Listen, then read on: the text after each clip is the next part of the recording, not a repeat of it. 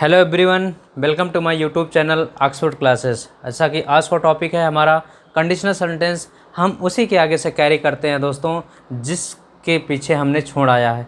हमने टाइप 6 तक conditional sentence को पढ़ लिया है। आज की शुरुआत हमारी टाइप 7 से होगी और एक एक बातें अच्छे से सीखेंगे दोस्तों। टाइप 7, अब इसमें क्या है, टाइप 7 में क्या है दोस्तों, ज़रा सोचिए। कंडीशनल सेंटेंस जैसा कि हमने आपको बता भी रखा है कि कंडीशनल सेंटेंस होता क्या है और कंडीशनल सेंटेंस आपको जानना कैसे है। हमारा पहला वीडियो देखेंगे आप लोग तो आप सारी बातों को बहुत अच्छे से समझ जाएंगे। कंडीशनल सेंटेंस होता क्या है, सारी चीज़ें उसमें मैंने बता रखी है दोस्तों। ठीक है भाई, तो आइए आज देखते हैं टाइप 7 में क्या कुछ खास है। जैसा कि मैं आपको कुछ लिखता हूँ यहाँ पर, जैसे वह ऐसे बात करता है, जैसे मैं यहाँ थोड़ा सा आपको लिखता हूँ, वह ऐसे बात करता है मानो राजकुमार हो। वह ऐसे बात करता है मानो राजकुमार हो। राजकुमार हो, ध्यान दीजिए भाई। आपको कुछ लग रहा है यहाँ से, कुछ आपको यहाँ जानकारी है, कुछ पता चल रहा है कैसे क्या है दोस्तों। तो यहाँ देखिए, आपको वह ऐसे बात करता है मानो राजकुमार हो।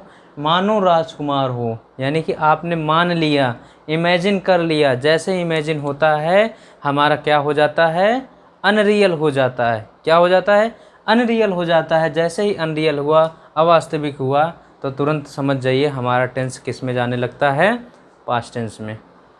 अब इसके आगे की देखिए बातें सीखिए भाई। मैंने क्या लिखा है, ऐसे वाक्यों में ज़रा लिख लीजिए भाई। ऐसे वाक्यों में वर्तमान समय में, मैंने कहा ऊपर लिखा है देखे भाई, ऐसे वाक्यों में वर्तमान समय में, वर्तमान समय में कुछ कार्य अथवा घटना, कुछ कार्य अथवा घटना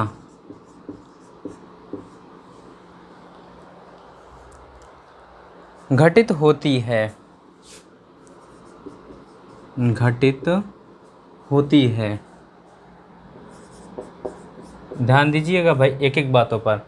मैंने कहा ऐसे वाक्यों में वर्तमान समय में कुछ कार्य एवं घटना घटित होती है, एवं लिखिए भाई, एवं उस कार्य एवं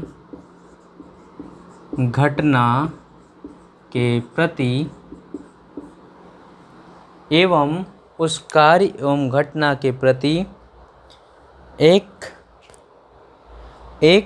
ऐसी शर्त प्रति, एक ऐसी शर्त का भाव प्रकट होता है, प्रकट होता है, प्रकट होता है, जो अनरियल होता है, जो अनरियल यानी कि अवास्तविक होता है, अवास्तविक होता है। ठीक है भाई, अवास्तविक अनरियल होता है। ठीक है दोस्तों, तो ज़रा यहाँ पर थोड़ा सा रूल लिख लीजिए इसका। देखिए रूल क्या है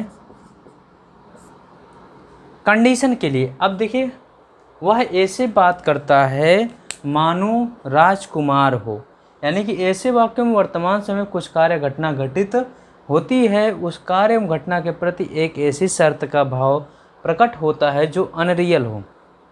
ये कार्य घटना यानी कि बात तो करता है, लेकिन कैसे, मानो राजकुमार हो गई ना, ये इमेजिन वाली बात हो गई ना, मानो राजकुमार हो। तो ये आपका अनरियल हो गया।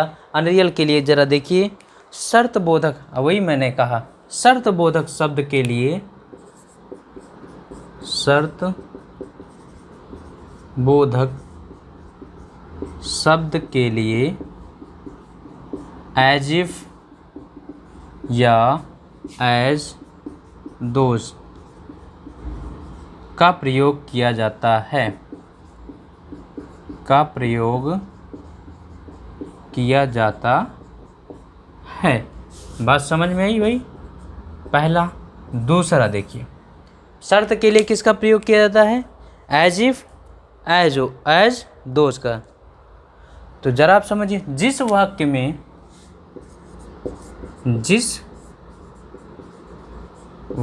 में शर्त का भाव प्रकट होता है, ध्यान दीजिएगा भाई, मैंने क्या कहा?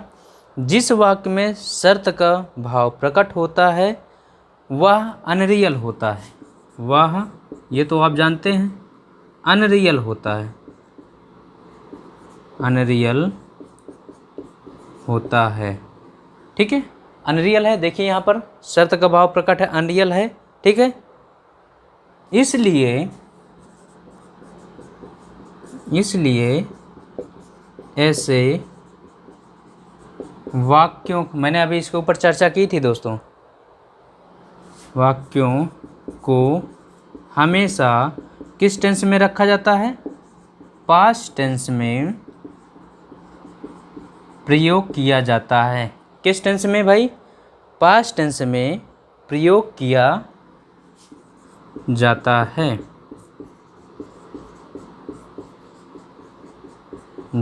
है, एवं अन्य भाग, यानी कि वह ऐसे बात करता है, एवं अन्य भाग या दूसरा भाग हिंदी के अर्थ के अनुसार, हिंदी के भावार्थ के अनुसार, हिंदी के भावार्थ के अनुसार प्रयोग किया जाता है, किया जाता है। बात समझ में आई भाई? हिंदी के भावार्थ के अनुसार प्रयोग किया जाता है, ये बात समझ में आई? यानी कि जो अनरियल कंडीशन होगा वो हमेशा किस में प्रयोग किया जाता है? हमेशा पास्ट टेंस में प्रयोग किया जाएगा, और जो आपका दूसरा भाग होगा वो हिंदी के भावार्थ के अनुसार प्रयोग किया जाएगा। अब जैसे मैंने कहा, वह ऐसे बात करता है, कौन सा टेंस है? देखिए कौन सा टेंस है? प्रेजेंट टेंस है, मानो राजकुमार हो। लेकिन ये जो अनरियल कंडीशन है किस टेंस में जाएगा? आपका पास्ट टेंस में जाएगा, कंडीशनल। अब एक बात आप समझ लीजिएगा, कहेंगे कि सर हमारा क्लास जो है एक प्रेजेंट में है और एक पास्ट में है, हो ही नहीं सकता। लेकिन ये प्यारे दोस्तों कंडीशनल सेंटेंस है, कंडीशन यही है कि कंडीशनल सेंटेंस जैसे ही है, यानी कि अनरियल है, अनरियल होगा तो आपको पास्ट टेंस बनाना पड़ेगा। ठीक है भाई। यदि मैं इनके स्ट्रक्चर की बात करूं, ज़रा स्ट्रक्चर की बात करूं भाई, तो ये हमारा देखिए structure, clause of result, clause of result plus as if, as though, as if, as though, मैंने लगाया ना, एज इफ, एज दोज। अब ज़रा देखिए, पास्ट टेंस में हमारी दो बातें हो सकती है यहाँ पर। सब्जेक्ट, सब्जेक्ट यदि अनरियल कंडीशन है तो वर्ब भी होता है, मैंने बताया पिछले वीडियो में। अनरियल कंडीशन होता है तो वर्ब होता है कि नहीं होता भाई? बताइए ज़रा। वर्ब होता है, देन उसके बाद ऑब्जेक्ट। और हमारी एक कंडीशन ये भी होती है, subject plus head plus B3 object, ये भी होती है। ठीक है भाई, तो इसको आप जानते रहिए, ये क्या इसकी कंडीशन हो सकती है। क्लॉज ऑफ रिजल्ट ये किसी भी टेंस में जा सकता है, और क्लॉज ऑफ कंडीशन आपको पास्ट टेंस में, या मैंने लिखवा दिया है कि पास्ट टेंस में प्रयोग किया जाता है, और पास्ट टेंस में आपको subject plus verb plus object और subject plus had B3 object, कोई भी टेंस आपको मिल सकता है। बात समझ में आई? चले भाई आगे देखिए, ज़रा मैं एग्जाम्पल की बात करूं, मैं इसको इरेज करूं तो आपको एग्जाम्पल बताता हूं। देखिए दोस्तों, अच्छे से नोट करिए और नोट्स बनाते चलिए। एज इफ़, एज दोस्त का मतलब ही होता है अवास्तविक, अनरियल यानी कि मानो, क्या मानो। ये देखिए, जैसे मैं इसी की बात करूं, वह ऐसे बात करता है मानो वह राजकुमार हो। वह ऐसे बात करता है, कैसे बनाएंगे? ही टॉक्स एज इफ, या एज दोज, दो में से कोई एक। As if, as though, he वर,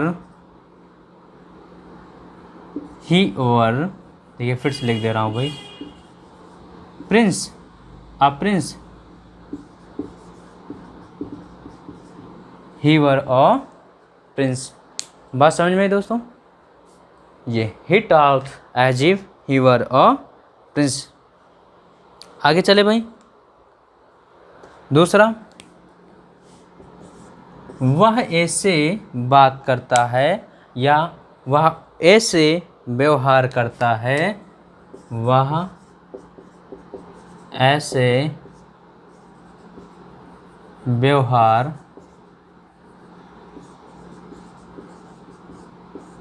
करता है मानो मेरा बॉस हो, मानो मेरा बॉस हो। अब इसको कैसे करेंगे भाई? वही, वह ऐसे व्यवहार करता है। इसको ज़रा टेंस बताइए। He behaves, he behaves as if, as दो में से कोई एक, एज इफ मानो ही वर my boss, he were my boss. ठीक है भाई, चलिए आगे चलें। वह ऐसे आया, तीसरा देख लीजिए, वह ऐसे आया, ऐसे आया मानो पहला स्थान पा लिया हो, मानो पहला स्थान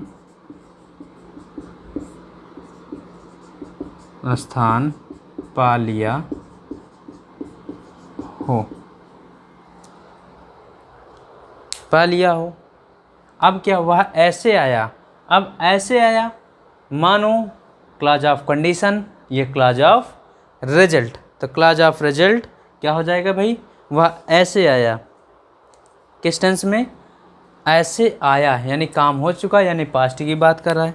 क्या हो जाएगा? ही केम, ही केम। हमने लिखा है ना कि क्लॉज ऑफ रिजल्ट सेंस के अनुसार किसी भी टेंस में जा सकता है। ही केम एज इफ, मानो पहला स्थान पा लिया। ही हैड, क्या होगा भाई? गेट, क्या हुआ? पाना, या सिक्योर्ड, फर्स्ट प्लेस या फर्स्ट रैंक, क्या भाई? First rank, first place, first position. बात समझ में? यानी कि वह ऐसे आया मानो पहला स्थान पा लिया हो। हैड प्लस B3, यहाँ पर देखिए ये पास्ट टेंस B2। बात समझ में? क्योंकि काम हो चुका है और पास्ट टेंस है, वह ऐसे आया। ठीक, मानो वह पहला स्थान पा लिया हो। ठीक, काम हो चुका आपका B3, यानी कि आपको देख लीजिए कि अनरियल कंडीशन में आपको वर में बन सकता है और कहाँ बन सकता है? हैड प्लस B3, वर में हैड प्लस B3 दोनों में। ठीक है दोस्तों, चले आगे भाई। चलिए नेक्स्ट चलते हैं, आइए देखते हैं आगे भाई। टाइप आपका 8। देखिए एक एक टाइप अच्छे से नोट करिए, अच्छे से लिखते जाइए भाई। सारे टाइप से एग्ज़ाम में पूछे जाते हैं सवाल, तो ये मत सोचा करिए कि ये क्या चल रहा है क्या नहीं चल रहा है। सारे टाइप से आपको एग्ज़ाम में पूछा जाता है। आप प्रैक्टिस सेट उठा करके देखिए तो वहाँ आपको मिलेगा। टाइप 8 देखिए भाई, टाइप 8 ऐसा होता है कि आपको कंडीशन के साथ साथ आपको जो है उसका आंसर भी दिया जाएगा, उसका सजेशन भी दिया जाएगा, उसकी एडवाइस भी दी जाएगी। क्या दी जाएगी भाई? कंडीशन के साथ साथ। यानी कि इस कंडीशन में शर्त के साथ साथ आपको सजेशन, एडवाइस, सलाह या सुझाव भी दिया जाएगा। जैसा कि मैं लिख रहा हूँ सेंटेंस, देखिए, यदि बिजली चली जाए तो, देखिए मैं लिख रहा हूँ, यदि बिजली चली जाए तो मोमबत्ती का प्रयोग करें।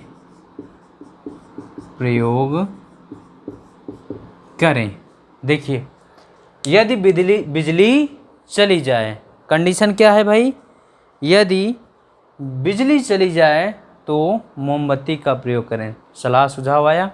तो ज़रा इसके बारे में थोड़ी सी बातें लिख लीजिए। थोड़ी सी बातें ये हैं कि ऐसे वाक्यों, देखिए भाई, ऐसे वाक्यों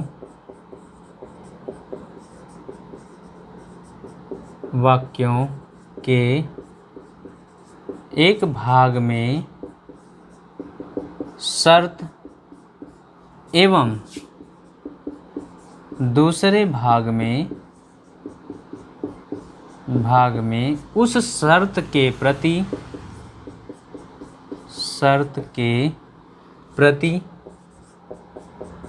सलाह एवं सुझाव, देखिएगा भाई, उस शर्त के प्रति सलाह एवं सुझाव का भाव प्रकट होता है।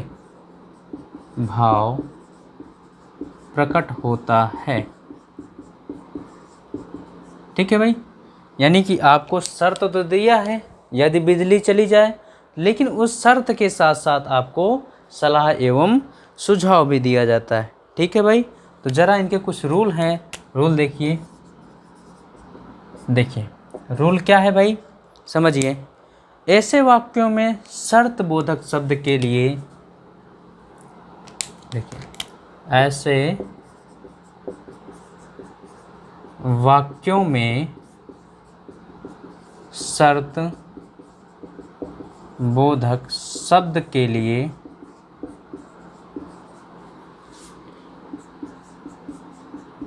इन केस या फिर इन केस ऑफ, देख लीजिएगा भाई, इन केस या फिर इन केस ऑफ का प्रयोग किया जाता है।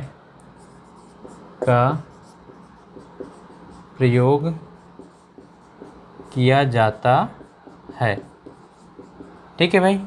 दूसरा पॉइंट ज़रा देखिए क्या लिखा। क्लॉज ऑफ कंडीशन को, देखिए,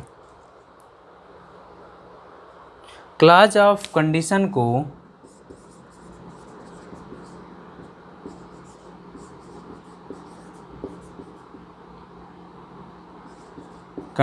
को प्रेजेंट इंडेफिनिट टेंस में एवं क्लॉज ऑफ रिजल्ट को इम्परेटिव सेंटेंस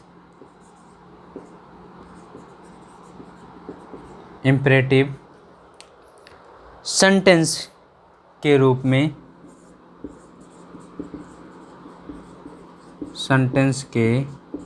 में प्रयोग किया जाता है।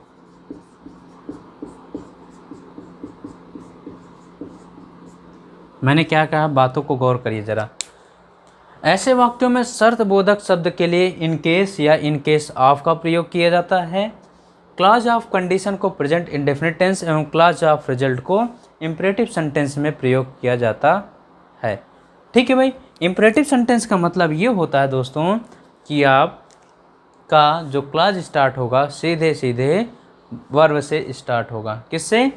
वर्ब से स्टार्ट होगा, क्रिया से स्टार्ट होगा। ठीक है भाई। ज़रा मैं स्ट्रक्चर की बात करूं, ध्यान दीजिए।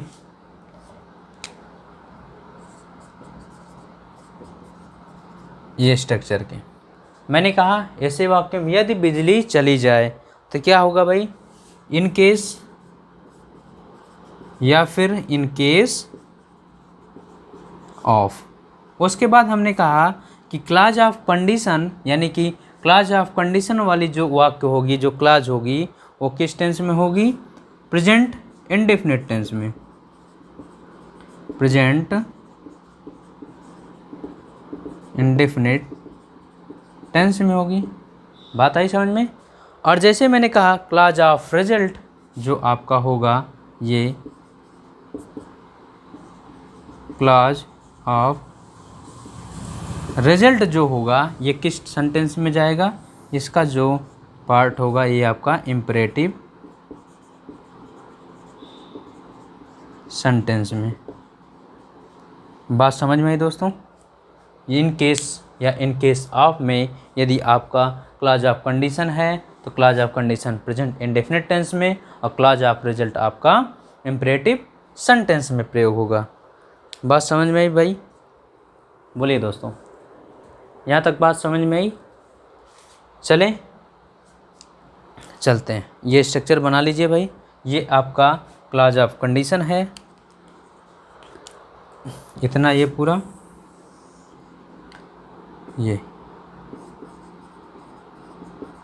Clause of condition. ठीक है दोस्तों, चलते हैं, आइए ज़रा हम इनके एग्जाम्पल को समझते हैं।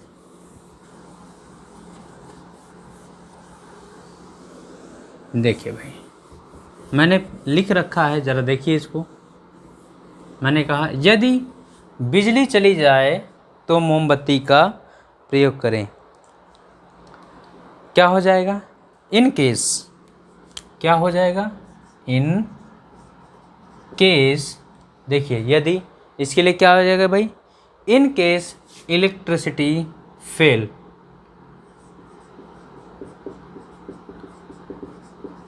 इन केस इलेक्ट्रिसिटी फेल्स, ठीक, यूज कैंडल, यूज कैंडल। भाई समझ में आया, यूज कैंडल, यहाँ तक बातें ठीक है। ये आपका क्लॉज ऑफ कंडीशन है, ये आपका क्लॉज ऑफ रिजल्ट है, यानी कि बिजली चली जाए तो आप मोमबत्ती का प्रयोग करें। तो हमने बताया था कि एक वाक्य में आपको जो कंडीशन वाली क्लॉज होगी और जो आपको रिजल्ट वाली क्लॉज होगी वहाँ आपको सलाह सुझाव की बात करेगा, शर्त के साथ साथ। बात समझ में आई। चले भाई आगे दूसरा लिखिए। यदि, देखिए, यदि वर्षा हो जाए तो, यदि वर्षा हो जाए तो छाता लें। यदि वर्षा हो जाए तो छाता ले लीजिए, या ऐसे कर दे, लें या ले लीजिए, कोई बात नहीं है। यदि वर्षा हो जाए तो छाता ले लीजिए। तो क्या होगा दोस्तों, in case, in case it rains, it rains, क्या ले लीजिए, छाता ले लीजिए। लेने के लिए टेक एन अम्ब्रेला,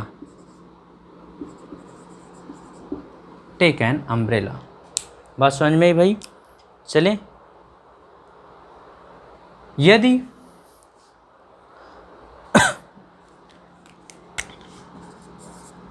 यदि मदद की आवश्यकता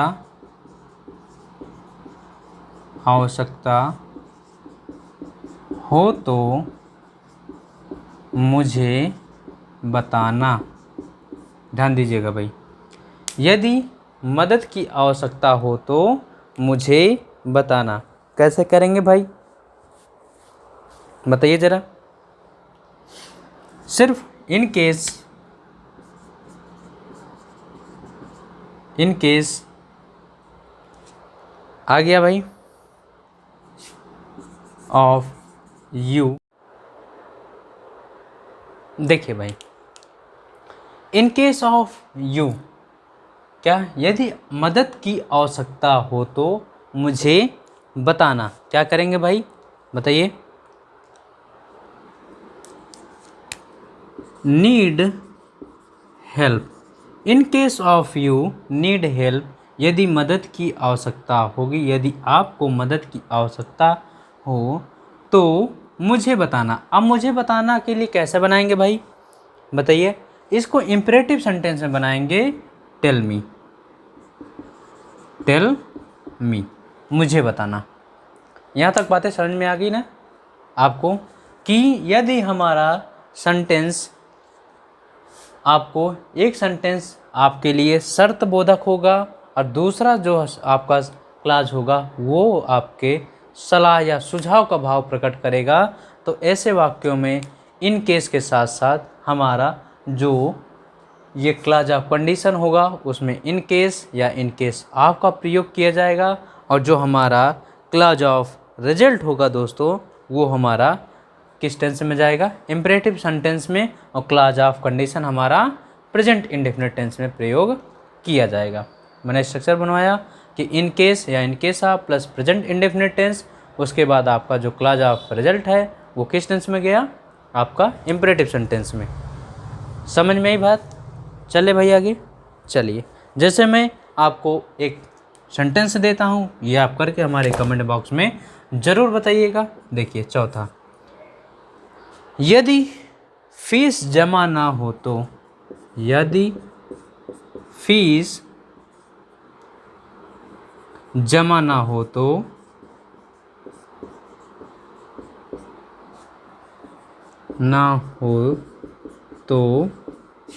जमा कर दो, जमा कर दो। इसको करके आप हमारे कमेंट बॉक्स में ज़रूर बताइएगा। चलते हैं भाई हम आगे, आइए ज़रा।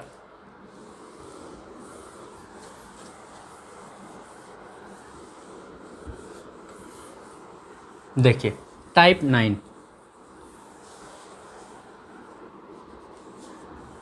देखिए दोस्त 9। अब इस 9 वाले टाइप में इसका क्या प्रोसेस है, क्या चीज़ें हैं, ज़रा इसको समझिए। तो ये टाइप 9 जो है, इसमें जो एक भाग का दूसरे वाला भाग क्या होगा, विपरीत होगा। क्या होगा, एक भाग का दूसरे वाला भाग विपरीत होगा, यानी कि एक दूसरे से विरोधाभास होगा। बात समझ में आ रहा है ना, एक दूसरे के एंटी होंगे, विरोधाभास में होंगे, विपरीत होंगे। ज़रा मैं लिखूं, ज़रा देखिए। वह भले ही बुद्धिमान हो, देखिए मैं जैसे मैं लिख रहा हूँ, वह भले ही बुद्धिमान हो, आपको धोखा नहीं दे सकता, नहीं दे सकता। बताइए ज़रा, देखिए है कि नहीं। एक क्लास में आपका उसके बुद्धिमान की बात कर रहा है और दूसरे क्लास में आपको धोखा ना देने की बात कर रहा है। यानी कि मान लीजिए वो बुद्धिमान है, इतना टैलेंटेड है, स्किलफुल है, क्लेवर है, चतुर है, तो ज़रूर से ज़रूर वो आपको क्या कर देगा, धोखा दे सकता है ना। लेकिन बुद्धिमान है लेकिन वो धोखा नहीं दे सकता, ऐसा मुमकिन नहीं है ना। यानी टैलेंटेड है तो आपको ज़रूर कहीं ना कहीं मात देगा, चीट कर देगा। ठीक, तो एक वाक्य में आपका, एक सेंटेंस में आपका, एक क्लॉज में आपका जो है क्या होगा, एक दूसरे के प्रति विरोधाभास का भाव प्रकट करेगा। बात समझ में आई। तो चलिए मैं इसको ज़रा लिखाता हूँ। देखिए, ऐसे वाक्यों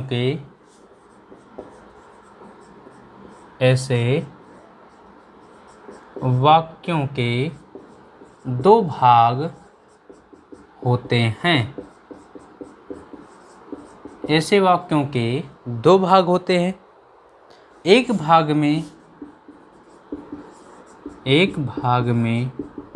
शर्त का भाव प्रकट होता है।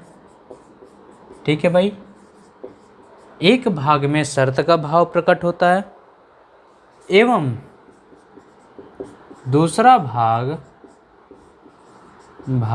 पहले वाले भाग के ठीक विपरीत होता है। ठीक विपरीत होता है। बात समझ में आई? यानी कि ऐसे वाक्यों के दो भाग होते हैं। एक भाग में शर्त का भाव प्रकट होगा और दूसरा वाला भाग ठीक पहले वाले भाग के विपरीत होगा। बात समझ में आई? रूल, अब जरा इसके कुछ रूल देखते हैं। देखिए भाई रूल, शर्त बोधक शब्द, मैं लिख रहा हूँ शर्त बोधक शब्द। मैंने क्या कहा? शर्त बोधक शब्द। देखिए जैसे भले ही या चाहे जो, भले ही या चाहे जो या चाहे ही, क्यों ना ही, ये आपको देखिए ये शर्त बोधक शब्द है। भले ही, चाहे ही, क्यों ना ही के लिए अब देखिए इसके लिए क्या प्रयोग किया जाएगा भाई? इवन इफ अथवा नो मैटर, यानी कि भले ही, चाहे ही, क्यों ना ही के लिए किसका प्रयोग करेगा? इवन इफ या फिर नो मैटर का प्रयोग किया जाता है। ठीक है भाई, बात समझ में आया ना? इवन इफ या नो मैटर का प्रयोग किया जाता है। दूसरा देखिए भाई, क्लॉज ऑफ कंडीशन को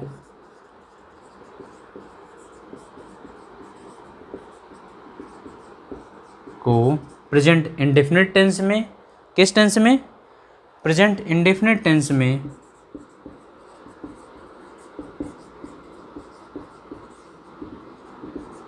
इंडेफिनिट टेंस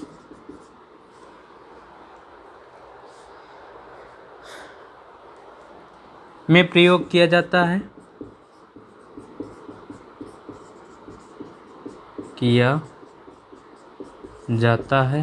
एवं, अब देखिए एवं क्लॉज ऑफ रिजल्ट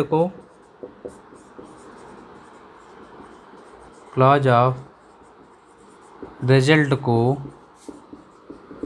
हिंदी के भावार्थ के अनुसार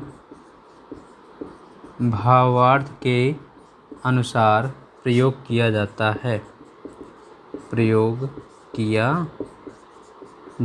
है। भावार्थ के अनुसार यदि हमारा क्लॉज ऑफ रिजल्ट प्रेजेंट का भाव देगा तो प्रेजेंट टेंस में, पास्ट का भाव देगा तो पास्ट टेंस में, फ्यूचर का भाव देगा तो फ्यूचर टेंस में प्रयोग किया जाएगा।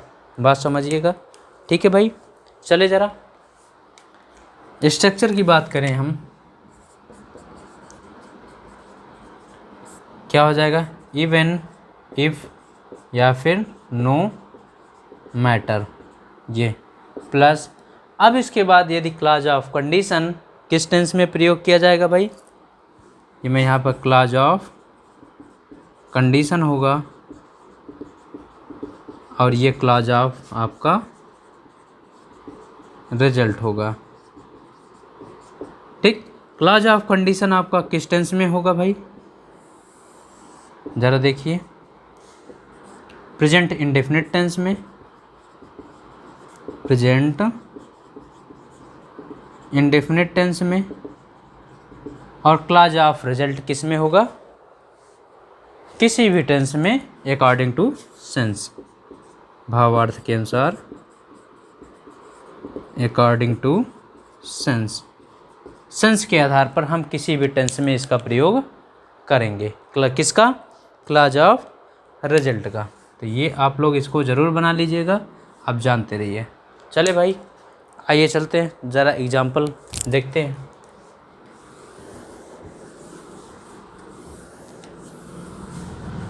देखिए मैंने लिखा है, वह भले ही बुद्धिमान हो आपको धोखा नहीं दे सकता। भले ही आया ना, भले ही बुद्धिमान हो, तो क्या हो जाएगा भाई? इवन इफ, क्या हो जाएगा? इवन इफ, वह भले ही बुद्धिमान हो, ही इज वाइज। मैंने लिखा प्रेजेंट इंडेफिनिट टेंस, ठीक। आपको धोखा नहीं दे सकता, बोलिए ज़रा, आपको धोखा नहीं दे सकता। He can not cheat you. कोई दिक्कत? क्योंकि हम क्लॉज ऑफ रिजल्ट को किसी भी टेंस में रख सकते हैं, क्लॉज ऑफ कंडीशन को हम प्रेजेंट इंडेफिनिट टेंस में रख रहे हैं। ये हमारा क्लॉज ऑफ कंडीशन है और ये हमारा क्लॉज ऑफ रिजल्ट है। बात समझ में? Clause of condition, clause of result. तो मैंने लिखा है क्लॉज ऑफ कंडीशन को प्रेजेंट इंडेफिनिट टेंस में और क्लॉज ऑफ रिजल्ट को किसी भी टेंस में, यानी कि उस टेंस के अनुसार रखा जाता है। लिखिए दूसरा एग्जाम्पल, वह भले ही धनी हो, वह भले ही धनी हो प्रसन्न नहीं हो सकता है, प्रसन्न नहीं हो सकता है, ज़रा सोचिए, एक वाक्य दूसरे वाक्य का विरोधाभास कर रहा है कि नहीं कर रहा है? धनी होगा तो प्रसन्न जरूर होगा, लेकिन वो बता रहा है कि वह धनी है लेकिन क्या नहीं है? प्रसन्न नहीं है। ऐसे यहाँ पर बुद्धिमान बताया, क्लेवर बताया, चतुर बताया, लेकिन उसको वो धोखा नहीं दे सकता। ये बातें यहाँ विरोधाभास की हैं, यहाँ पर भी आते आपको विरोधाभास की हैं। तो हम क्या लिख सकते हैं? इवन इफ या नो मैटर, इवन इफ या no matter he is rich, he is rich, वह प्रसन्न नहीं हो सकता, यानी कि देखिए सकता प्रेजेंट टेंस में, he does not happy, he does not. देखिए प्रेजेंट टेंस में ना हो सकता है दोस्तों, तो क्या हो जाएगा? कैन का प्रयोग होगा। सकना किस सेंस में? कैन का, वो भी प्रेजेंट टेंस में, तो इसको कांट कर देंगे, ही कांट हैप्पी, वह प्रसन्न नहीं हो सकता। ठीक है भाई, बात समझ में आई? कांट बी हैप्पी, यहाँ तक। चले आगे, वह भले ही धनी हो प्रसन्न नहीं हो सकता। वो लिखिए भाई थर्ड एग्जाम्पल, लिखिए भाई, वह भले ही मजबूत हो आपको नहीं हरा सकता, नहीं हरा सकता। ज़रा देखिए, मजबूत है तो श्योर है हरा देगा, लेकिन यहाँ पर देखिए एक दूसरे का विरोधाभास है, तो क्या हो जाएगा भाई? नो मैटर या फिर even if he is strong, no matter he is strong, वह आपको हरा नहीं सकता, he can't defeat you, he can't defeat you, वह आपको हरा नहीं सकता। बात समझ में आई दोस्तों? यहाँ तक ज़रा बताइए, क्लियर हुआ? तो अच्छे से नोट्स बनाइए दोस्तों, अच्छे से लिखिए। और आपको हमारी क्लास कैसी लग रही कमेंट बॉक्स में ज़रूर बताइए। जो क्वेश्चन हमने जो सेंटेंस आपसे पूछे हैं उसको भी आप कमेंट बॉक्स में हल करके भेजिए। और हाँ दोस्तों, हमारा कोचिंग सेंटर ऑफलाइन स्टार्ट हो रहा है इंदिरा GS इंस्टीट्यूट के नाम से, तो आप उसमें आकर मिलिए हमसे और लेटेस्ट अपडेट जानकारी मिलती रहेगी। मिलते हैं आपको नेक्स्ट वीडियो में, तब तक के लिए thanks for watching. Thank you.